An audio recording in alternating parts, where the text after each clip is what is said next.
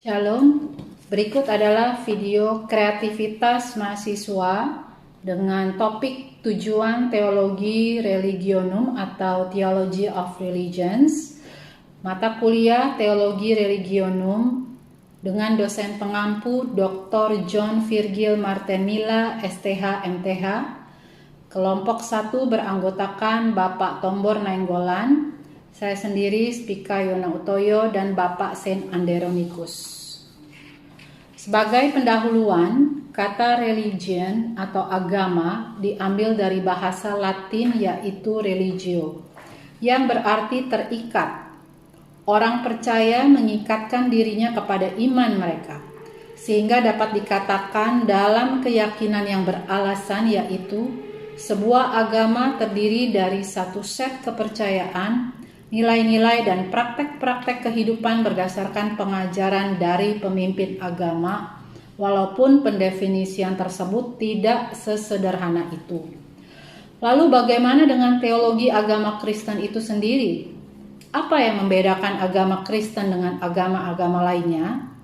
Sebelum memahami lebih lanjut mengenai teologi Kristen terhadap agama-agama lainnya, terutama agama-agama lain yang ada di Indonesia, maka hendaknya perlu dipertegas terlebih dahulu konsep keimanan Kristen yang sejati, sehingga seorang teolog Kristen tidak mudah melebur dengan agama-agama lain di dunia yang mengakibatkan hilangnya identitas imannya yang kokoh dan meragukan pusat kepercayaan dan penyembahannya sendiri. Di dalam doktrin Kristen, finalitas Kristus adalah yang paling esensial sebagai core belief dan belief system. Pada dan dari doktrin inilah semua pemahaman dan keyakinan Kristen bersumber, bertolak, berdasar, beroperasi, bermuara, dan berakhir. Karena memang Kristus adalah pusat semua isi Alkitab. Doktrin Kristen dan kekristenan. Secara khusus, Kristus adalah pusat sejarah keselamatan manusia, di mana ia adalah satu-satunya yang ditentukan menjadi pengantara yang mendamaikan Allah dan manusia. Itu pun berarti bahwa Kristus adalah pusat sejarah dunia. Karena dunia dengan segala isinya adalah diciptakan, diselenggarakan, dikontrol, dan akan disudahi oleh dan di dalam Dia. Inilah yang dimaksud dengan finalitas Kristus. Di sisi lain, tidak ada doktrin Kristen yang paling dipertanyakan di sepanjang sejarah gereja atau kekristenan dan perjumpaannya dengan agama-agama lain, bahkan antar sesama denominasi gereja dan antar sesama teolog Kristen. Selain doktrin Alkitab, bibliologi, dan doktrin Kristus atau kristologi, finalitas Kristus adalah jantung kekristenan. Kristus adalah jantung kekristenan dan Kristus adalah jantung Alkitab. Itu artinya seluruh Alkitab dan kekristenan berpusatkan kepada Kristus. Klaim finalitas Kristus inilah yang sering membuat Kristen dituduh sebagai arogan, orang Kristen yang teguh memegang doktrin ini, atau toleran, orang yang tetap teguh memegang doktrin ini namun tidak memberitahukannya kepada orang lain demi mewujudkan perdamaian. Atau ignorant, orang yang tidak tahu dan tidak mau tahu dengan doktrin ini dan hidup bertentangan dengan doktrin tersebut. Ketika teolog Kristen sudah memiliki pemahaman yang benar akan imannya sendiri, maka berarti ia siap untuk berhadapan dengan agama-agama lain, bukan untuk mempengaruhi atau dipengaruhi, melainkan untuk bersikap berdampingan dengan benar sebagai sesama manusia walaupun berbeda keyakinan.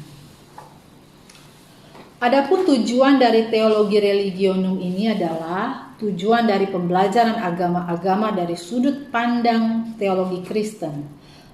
Adalah bukan untuk membetulkan atau mengkritisi agama-agama tersebut, melainkan mencari tahu bagaimana agama-agama tersebut dapat terbentuk pada mulanya.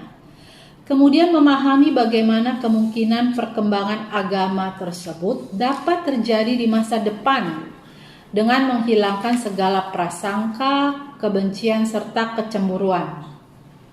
Dengan demikian, ketika agama-agama lain dipandang dan ditempatkan sebagai sebuah evolusi agama-agama, maka tidak ada motivasi untuk memandang rendah dari penganut agama-agama tersebut. Karena pada dasarnya setiap agama memiliki natur yang sama, yaitu menyembah sebuah kekuatan yang lebih tinggi dari dirinya sendiri, yang diakui sebagai pengatur tatanan kehidupannya selama di dunia. Ketika banyak pengikut agama tertentu berhenti menyembah apa yang diakui sebagai kekuatan yang lebih tinggi tersebut, maka otomatis agama tersebut akan punah.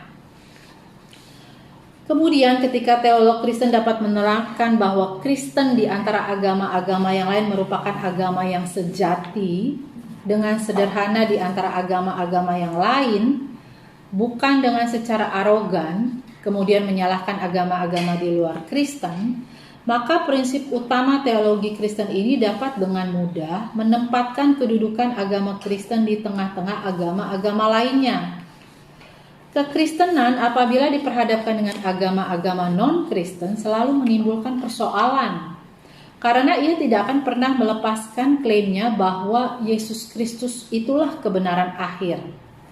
Bila kita kembali melihat pernyataan di atas, tentu kita menyadari dan akan mempertahankan keyakinan kita bahwa Yesus Kristus sebagai kebenaran akhir tidaklah dapat digantikan dengan totalitas kebenaran atau pendapat-pendapat yang menjiwai agama-agama lain. Justru karena timbul persoalan, maka dialog diperlukan sekali. Tanpa dialog, kekristenan hanya menjadi semacam ideologi bagi sekelompok eksklusif orang-orang yang menamakan dirinya sebagai orang Kristen. Hal ini berlaku juga bagi agama-agama lain. Klaim Kristen akan menjadi klaim yang absah apabila ia juga mengusik dan menggerakkan orang-orang yang berada di luarnya. Sehingga dengan demikian dapatlah kita mengerti bahwa dialog merupakan bagian integral dari misi Kristen itu sendiri. Kalau dialog menjadi bagian integral dari misi Kristen, maka diperlukan pemahaman yang benar tentang maksud dan tujuan dari dialog. Untuk dapat mencapai maksud dan tujuan dari dialog tersebut, maka terlebih dahulu harus dipahami juga mengapa dialog merupakan kebutuhan mendesak dewasa ini. Pendekatan-pendekatan dalam rangka perjumpaan agama-agama yang didasari pemahaman sempit dan terbatas, maksud dan tujuan dialog dilihat dari sudut iman Kristen, dan metodologi dan pendekatan yang dapat dipertanggungjawabkan dari segi kekristenan dalam berdialog. Terminologi teologi agama dalam pembahasan ini dipahami sebagai sebuah cabang ilmu dari teologi Kristen yang mempelajari mengenai evaluasi terhadap agama-agama lain di luar Kristen, baik secara teologis maupun secara Alkitab. 3 pokok yang penting dalam pembahasan ini adalah pluralisme, eksklusivisme, dan inklusivisme. Pluralisme pada dasarnya adalah sebuah kepercayaan yang meyakini bahwa semua agama di dunia ini adalah sama dan memiliki kesetaraan yang valid dalam mengkomunikasikan kepercayaan mengenai kebenaran terhadap Tuhan, terhadap dunia, serta terhadap keselamatannya. Pandangan pluralis yang populer mengenai hal ini adalah John Hick, yang mengatakan bahwa pada prinsipnya semua agama pada dasarnya sama dan memimpin orang menuju kepada sorga. Inklusivisme adalah sebuah pandangan yang meyakini bahwa Allah juga hadir dalam agama-agama non-Kristen, sehingga mereka juga dapat diselamatkan walaupun tidak melalui gereja. Pandangan ini dipopulerkan oleh Karl Rahner, seorang teolog Katolik Roma. Ia berpendapat bahwa Allah sendiri yang akan menyentuh hati orang non-Kristen untuk menyelamatkannya dan membawa kepada Allah yang sama, sehingga inklusivisme menyatakan bahwa keselamatan dapat dilalui melalui Yesus Kristus dan kehendak Allah sendiri untuk menyelamatkan semua umat manusia. Eksklusivisme adalah pandangan yang meyakini sebuah finalitas keselamatan hanya dapat diperoleh melalui jalan percaya kepada Tuhan Yesus Kristus. Para tokoh-tokohnya antara lain Hendrik Kramer, Samuel Zwemer, dan Leslie Newbigin. Hal ini mengacu kepada Alkitab sebagai satu-satunya sumber yang dapat dipercaya, sehingga tidak ada keselamatan di luar Kristus atau di luar kekristenan. Pandangan ini terdiri dari dua golongan, yaitu ekstremisme yang sama sekali menolak agama lain, dan menengah. Golongan eksklusivisme yang menengah masih mau menginisiasi dialog-dialog dengan agama-agama lain demi mempraktekkan nilai-nilai Kristen, namun tetap memegang teguh bahwa keselamatan tiada lain hanya ada di dalam Tuhan Yesus Kristus. Hal inilah yang sangat dihindari oleh kaum pluralis dan eksklusif ketika mereka berintegrasi dengan agama-agama lain. Umat yang pongah rohani cenderung memandang dunia secara pluralistik, yaitu membagi dunia dalam dua kategori yang saling bertentangan. Kelompoknya sendiri dianggap sebagai anak Tuhan yang berhadapan dengan umat lain yang dilabel sebagai anak setan. Komunitasnya adalah kumpulan anak Allah yang berada di tengah ancaman komunitas lain yang dicap sebagai anak iblis. Sikap polaristik menganggap dunia sebagai medan peperangan antara kami, kelompok yang baik, melawan mereka sebagai komunitas yang jahat. Mentalitas kami versus mereka adalah mentalitas yang dibangun atas dasar klaim Allah eksklusif. Mentalitas polaristik ini menutup sama sekali ruang bagi komunikasi antar kelompok. Tidak akan ada dialog yang tercipta karena dialog harus didasarkan pada saling percaya. Sikap polaristik dibangun atas dasar prasangka yang selalu bersifat negatif terhadap mereka yang berbeda. Celakanya, mentalitas inilah yang sekarang menguasai banyak umat beragama. Mentalitas inilah yang menjadi salah satu sumber pemicu konflik internal dan eksternal umat beragama di berbagai belahan dunia, termasuk Indonesia. Berikutnya, isu teologi Kristen terhadap agama-agama lain di Indonesia. Sikap melek agama lain pada gilirannya nanti diharapkan dapat membuat setiap umat beragama semakin sadar akan identitas keagamaan dan keimanannya dalam semangat keterbukaan, penghargaan, dan penghormatan agama serta iman orang lain. Dalam konteks hidup bernegara dan berbangsa di Indonesia, sikap melek agama lain akan membuat setiap penganut agama dapat menghayati dan mengalami isi undang-undang negara Indonesia yang menyatakan bahwa di negeri ini orang memiliki kebebasan beragama. Sikap melek agama lain juga membuat orang Indonesia dibebaskan dari sikap dan tingkah laku curiga penuh prasangka di antara umat beragama. Para pemimpin agama pun lantas dapat berkhotbah dalam kesejukan dan keselarasan yang tidak menyerang dan menjelek-jelekan agama lain. Para elit politik terbebaskan dari kecenderungan membuat agama sebagai alat politik demi kepentingan sesaat yang tidak adil. Umat beragama terbebaskan dari pandangan sempit, fanatisme eksklusif kaku mengenai hidup berbangsa dan bernegara.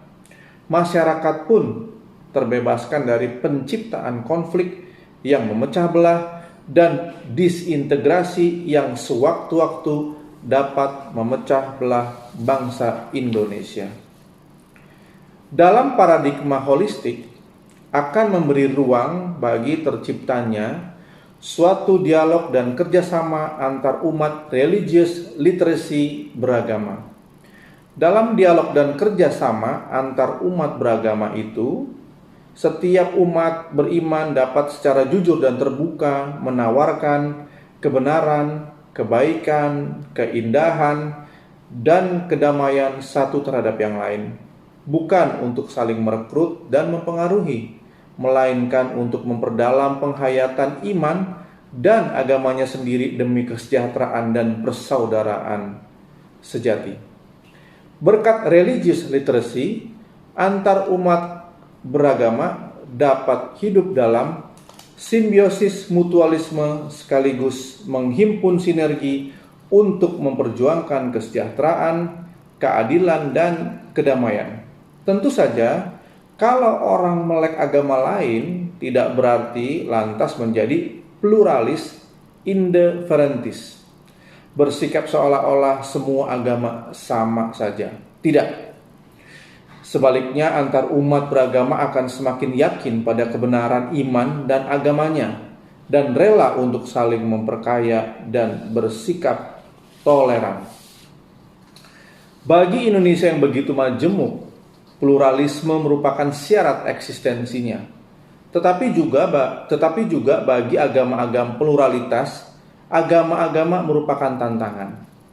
Menurut Frans Magnisuseno, bagaimana teologi Kristen memandang pluralitas bukan berarti menggadaikan pengakuan pada kebenaran agama lain, melainkan masing-masing yakin akan kebenaran agamanya sendiri, tetapi bersedia menerima umat dan agama lain dalam keberlainannya. Matius 5 ayat 20 melarang umat Kristen untuk menghakimi dan mengkafirkan orang lain, sehingga pluralisme di sini berarti sebuah keterbukaan dan kebaikan hati terhadap agama-agama lain yang dituntut dari umat Kristiani. Dalam Pancasila, bangsa Indonesia secara resmi sepakat bahwa dalam negara kesatuan Republik Indonesia, semua warga sama saja menjadi warga negara, dengan kewajiban dan hak-hak yang sama, tanpa dibedakan menurut agama. Pancasila memecahkan masalah apakah Indonesia berdasarkan Islam atau berdasarkan nasionalisme. Indonesia berdasarkan ketuhanan yang Maha Esa dan 4 prinsip etika politik atau 4 sila lain, dan karena itu mempunyai ruang bagi semua. Nilai-nilai dasar Pancasila yang perlu diaktualisasikan tak lain adalah kesediaan untuk saling menerima dalam kekhasan masing-masing. Jadi, kesediaan untuk menghormati dan mendukung kemajemukan bangsa dan untuk senantiasa menata kehidupan bangsa ini secara inklusif.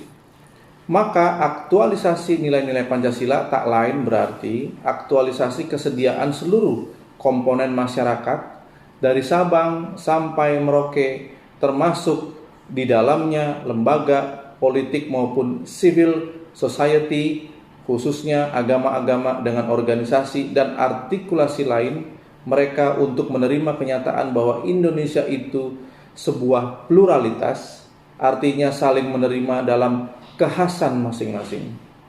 Kesediaan untuk menerima pluralitas itu merupakan kesediaan untuk menata bangsa secara inklusif tanpa memaksakan keyakinan agama seseorang terhadap yang lainnya.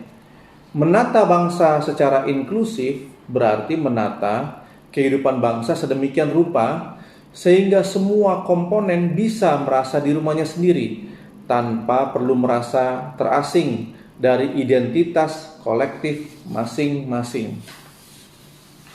Sebagai penutup, sebagai sebuah refleksi, sudah selayaknya teolog Kristen mencari ke dalam semua sumber pewahyuan dan iman Kristiani, baik dari Alkitab, tradisi masa lampau, buku-buku Kristen, serta pengajaran bapak-bapak gereja, untuk menemukan apa yang dikatakan di sana mengenai makna dan nilai-nilai agama selain Kristen di dunia ini. Di dalamnya perlu dilakukan perenungan juga segala penemuan-penemuan terhadap segala kontroversi dan perdebatan di antara teolog terkait dengan pluralisme agama-agama dan dialog antar agama. Salah satu tujuan dari investigasi pencarian ini adalah untuk menentukan apakah kepercayaan non-Kristen merupakan agama yang sejati, Dan apakah Tuhan Yesus yang benar dan esa itu yang dianut oleh Kristen dapat beroperasi dalam kehidupan mereka dan membawa mereka ke dalam hidup yang kekal dan ada dalam pengajaran mereka.